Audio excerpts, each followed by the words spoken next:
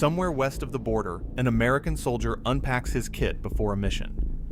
He takes the steel helmet the Army issued him and sets it aside. Then, the armored vest. Then, the poncho, the entrenching tool, and his own dog tags. By the time he finishes, most of what the United States Army gave him is sitting in a pile on the tent floor. He is not being careless. What nobody outside that compound knew was that leaving all of it behind was the best chance he had of coming home. The equipment designed to keep him alive was the exact equipment most likely to get him killed. In 1968, that was not one man's opinion. That was standard practice. The unit was called the Studies and Observations Group, and behind that deliberately boring name sat the most secret ground unit of the Vietnam War. Roughly 2,000 Americans passed through it across 8 years, and only a few hundred of those ran reconnaissance and direct action missions across borders where American troops were not officially supposed to exist. So, what they carried and what they threw on the floor was a life and death decision every single time they went out. Let's start with the two items every other American soldier in Vietnam was ordered to wear: the steel helmet and the fragmentation vest. Standard issue, non-negotiable for a conventional infantryman, and almost never seen on a reconnaissance man working across the fence. John Stryker Meyer ran a team out of the forward operating base at Phu Bai in 1968 and 1969, and he put it about as plainly as it can be put. No recon men wore helmets, helmet liners, or armored vests of any sort. None of it. The flak jacket in particular soaked up water in the humidity until it was heavier wet than dry, and it turned an already brutal load into an impossible one. And the load was already brutal. Meyer once weighed his own gear on a small scale at Phu Bai, and it came out at roughly 90 pounds. One of his teammates, Doug Letourneau, carried more than 100. So the calculation was not about whether armor works. Armor works. The calculation was that a 6-man team a long way from any friendly position does not survive a firefight. It survives by never being found in the first place. Protection you can hear coming is not protection. It is an announcement. Which brings us to the second category, and this one is stranger than it sounds. The gear they threw away was not thrown away because it failed. It was thrown away because of the sound it made. Think about what a standard American soldier in 1967 carried. A metal canteen in a metal cup with a cap on a little chain, a rubber poncho, an entrenching tool, and dog tags around the neck. Every one of those rattles, clinks, or crackles. Lynn Black Jr., who came to the unit from the 173rd Airborne, described what a normal American squad sounded like moving through jungle. He said a squad of guys sounded like a Chinese drumline. Louis de Seda, who made the same transition, described the fix from the other side. They carried nothing that made any noise, and everything was taped down or tied down. So the canteens got taped, the magazines got taped along both edges. The dog tags came off entirely. No ponchos, because unfolding one sounds like tearing paper when the enemy is 15 feet away. No cooking, no smoking. Meyer even swapped his rifle sling for a piece of rope with the ends taped, because the issue sling was noisy against the weapon. Now, here's the part that still doesn't make sense on paper. The most famous weapon associated with this unit is a compact carbine, and the magazines that fed it were a constant problem. The larger 30-round magazine existed. Recon men just could not get it. In the Tactical Rifleman interview, Meyer says it flatly, that they never saw 30-round magazines. That is a man who fought all day running gunfights against pursuing enemy units, doing it 20 rounds at a time. There was a second problem stacked on top. For much of the war, the unit was issued magazine pouches built for a completely different rifle, the M14, so the pouches did not properly fit the magazines being carried. Historian and former recon man John Plaster documented both. The workaround was pure improvisation. Old Browning automatic rifle belts, whose pouches happened to hold 4 magazines perfectly. Stretched canteen covers, which held 6. And when the supply system could not deliver, team leaders bought commercial 30-round magazines out of the back of a guns and ammo advertisement with their own money. a national supply chain worth billions of dollars, and the fix came from a magazine ad. Pay attention to this next detail, because it is where most videos on this subject get it badly wrong. You have probably heard about the boots.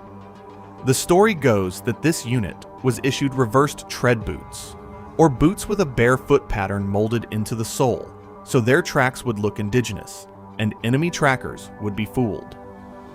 Those boots are real. They were produced by the unit's own private supply operation, the Counterinsurgency Support Office on Okinawa, run by a quartermaster named Conrad Baker, who could get his people equipment the regular army could not or would not provide. But the popular version of the story leaves out the ending.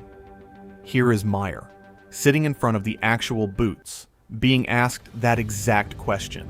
Abstraction to where you guys would occasionally wear these, or there was another boot that had actually a foot pattern on the bottom. So that came from CISO, our supply people. Yes. In Okinawa, indeed. So Ed that Baker. If you wanted, Ed Baker, yes. Yes. So if you actually wanted to get leave like a footprint or leave an indigenous print, then you would sometimes. Yeah, we never got to this far to us wearing them, because one thing about our jungle boots, we had that metal plate. So True. If we ever think about stepping on something more explosive, True. That would protect your foot a little bit at least.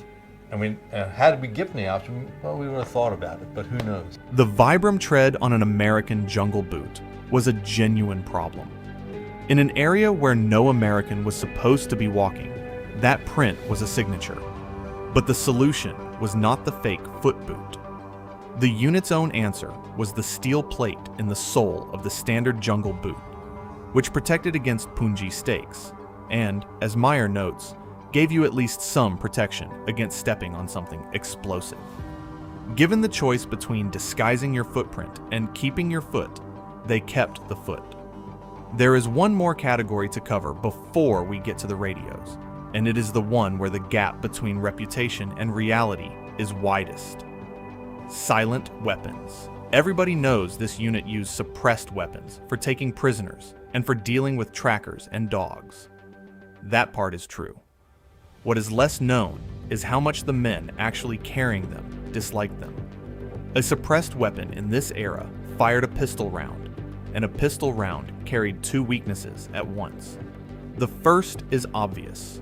It did not reliably put a man down. The Swedish K, a 9mm submachine gun supplied through the Central Intelligence Agency, was judged inadequate for knocking enemies down and keeping them down in the kind of running fights these teams ended up in. Men were carrying 13 magazines of it, close to 500 rounds, and still came away feeling undergunned. The second weakness is the one almost nobody thinks about. A suppressed weapon produces no muzzle blast. In a firefight, muzzle blast is not a side effect. It is doing work.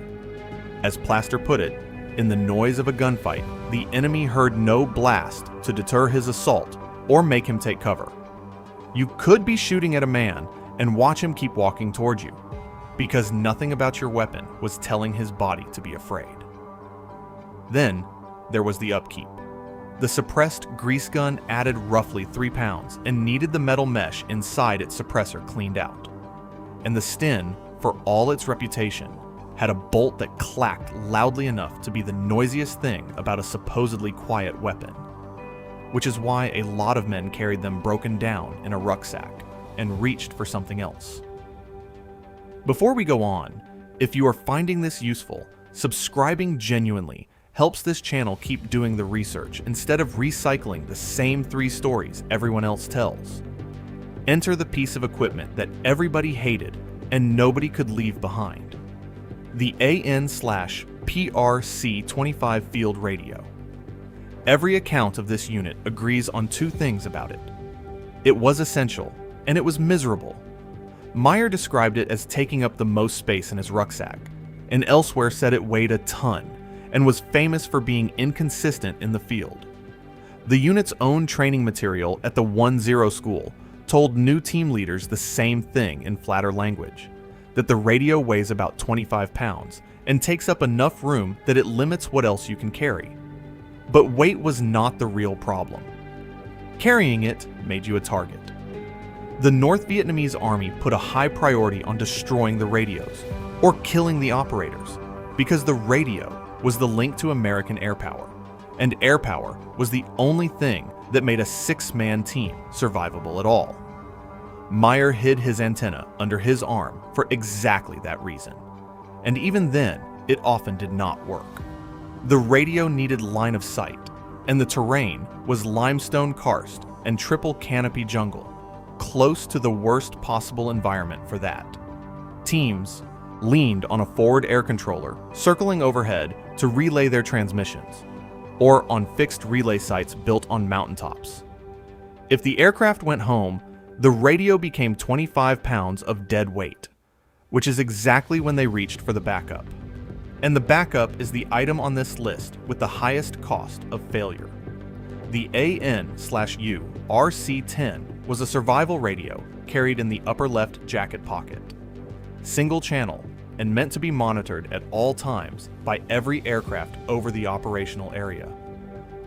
On the 6th of October 1968, Meyer's team was on the ground and in trouble, and he turned on the emergency beeper. In his own account, nobody answered. Help arrived only because a fighter returning from an unrelated bombing run happened to hear the signal. One channel, and no guarantee anyone is listening. That is a lifeline that only works if a stranger happens to be in the right piece of sky.